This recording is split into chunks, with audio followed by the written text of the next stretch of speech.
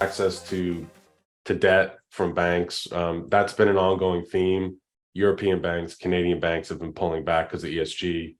Now you have this new dynamic with SVB collapsing, and it's not a credit crisis like in '08. This is a liquidity crisis, and it seems to be fairly unique based on the bank. Nonetheless, it's going to lead to more regulation.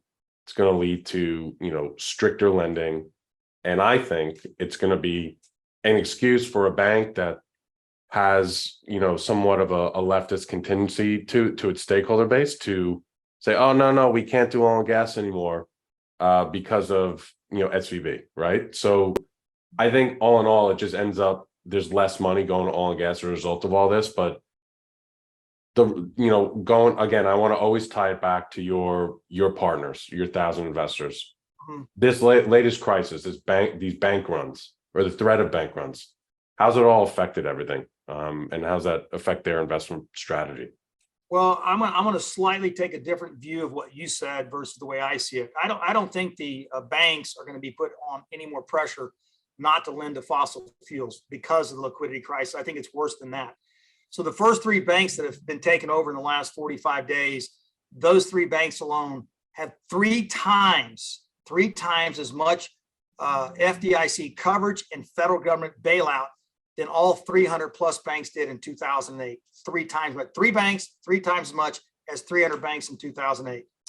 This is not a miniature problem. The banking crisis has barely started, and they're all hiding it. And the reason they're hiding it is when you watch the movie The Big Short is they're moving their best customers into position to take the minimal amount of damage. And so they're leaving all the regular depositors subject to the risk. They're pushing pressure. So in 2008, the financial industry, FINRA, the financial regulatory firm for all broker dealers, did the same thing in 2009. They knew all the big firms had lost all their assets under management because the stock market went down by 50+%. Everybody was caught up in Ponzi schemes and bad deals. So what they did, they came in and examined smaller brokerage firms, put so much regulatory pressure. I mean, there was like 1,500 to 2,000 firms that went out of business, and all those dollars ran up and refilled the bigger broker dealers and brokerage firms' assets under management because these firms went away. Well, you're seeing the same thing now in banking. So now the federal government says, if you're a big bank like SVB, we're going to bail you out way beyond the 250,000. So now what's happening is the mid-regional banks are getting depleted of all their deposits because they're saying we're not covered. And then the local banks are starving because, like us with our money, we said, we got to go. We did interviews with our banks 4 weeks ago and said, we want to know what your portfolio is. We want to make sure that we're diversified and not too much money's in any single bank.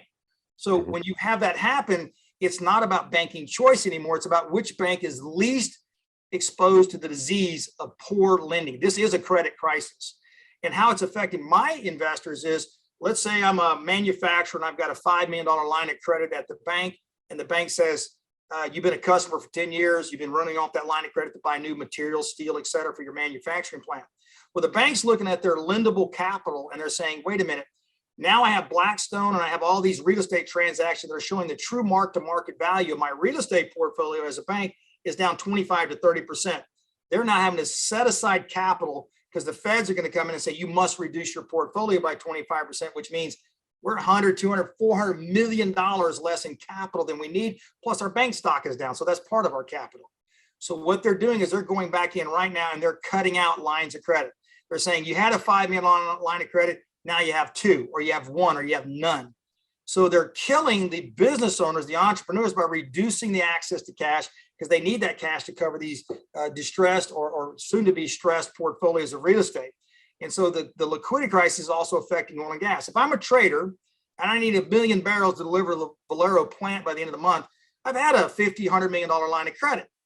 Well, that's been depleted over the last 4 or 5 months as the credit crisis continues. And so all of a sudden now the bank says, you don't have $50 or $100 million line of credit. Now you have a $20 million line of credit because we need that extra $80 million back into our capital pool to cover these distressed real estates.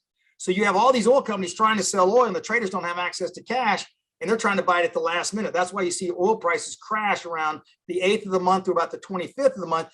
They crash. Nobody has the liquidity to buy those barrels and hold it from a trader's position because their lines of credits are drying up.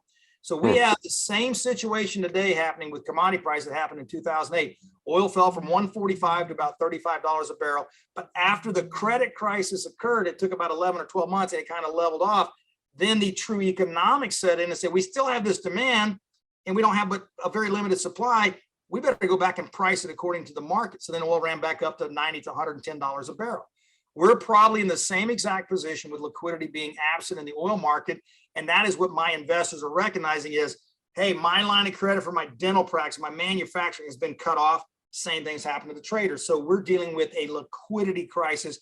And I believe the banking crisis will be 5 to 10 times worse than what it was in 2008. It's already 3 times more than the 300 banks. You're looking at 5 to 10 times worse for banking, big time. Really? Oh yeah, it's huge. It's deep. I'm talking to my partners and they're talking about their lines of credits being withdrawn. They're talking about, hey, I got this multifamily with an adjustable rate mortgage. I'm going to go back to my bank and I'll pay the higher interest rate. The bank's saying, no, we're not taking any new real estate loans. Well, yeah, but I've been a client for 10 years. We know that. We don't have any room in our portfolio. In fact, we're having to get rid of real estate to shore up our basis. So I appreciate your adjustable rate mortgage and that mortgage, but we're not taking any new real estate loans. So you have to go get your new loan somewhere else because we're not doing it.